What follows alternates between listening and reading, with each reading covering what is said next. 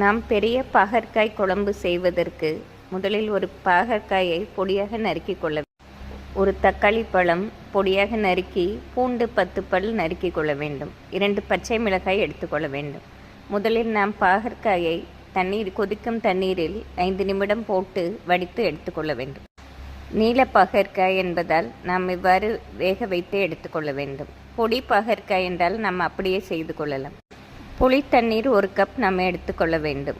கடாயில் 4 ஸ்பூன் நல்லெண்ணெய் விட்டு கடுகு, உளுந்து, வெந்தயம், ஜீரகம் பொரியவும், நறுக்கிய வெங்காயம், தக்காளி, பச்சை மிளகாய் போட்டு வதங்கவும், பாகற்காயை போட்டு நன்றாக கிளறி 1 ஸ்பூன் குழம்பு மிளகாய் பொடி போட்டு 1 டம்ளர் தண்ணீர் மூடி போட்டு 5 நிமிடம் மிதமான தீயில் வைத்து தேங்காய் விழுதும் வெல்லமும் போட்டு இறக்கினோம் என்றால்